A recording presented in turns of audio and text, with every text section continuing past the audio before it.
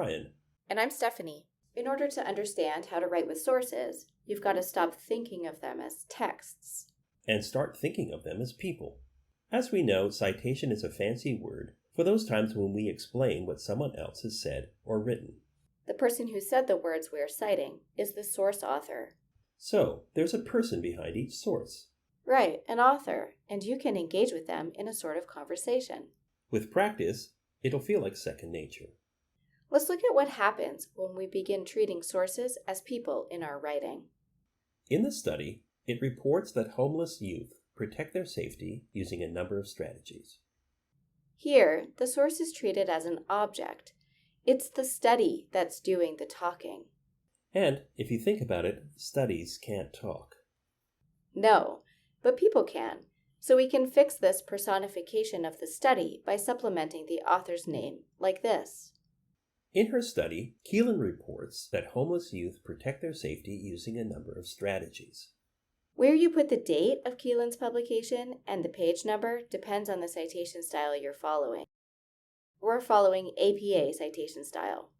So, now that we've mentioned Keelan's name, we can engage in a written conversation with her in our paper. Treating sources as people allows you to easily position yourself in response to them. Yeah, like this. In her study, Keelan reports that homeless youth protect their safety using a number of strategies. Keelan, however, surveyed a small number of homeless youth in just one Toronto neighborhood. A more comprehensive study is needed. Notice how much control this source engagement strategy affords us. It's easy to tell what we think of Keelan's study. And we can see our intellectual work. This is leading to a critical analysis of Keelan's study.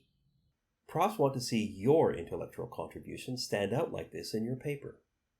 Now, this is not to say that this is the only way you should engage with sources. If all you want to do is report information without engaging with it, you can leave the source author out of your sentence like this. These reported strategies are adaptive responses to the realities of homelessness. The source author is not a part of this sentence, merely a reference for the term adaptive responses. Right. The intent here is not to converse with Cannon about this term or his development of it. Nope, we're just pointing out that Cannon coined it and then moving on. You'll find that scholars in different subject areas tend to have different preferences about how this should all be done. Nothing is ever simple, but it's easy to look at how others do it and emulate those strategies ourselves. Until next time, happy writing! You've got this.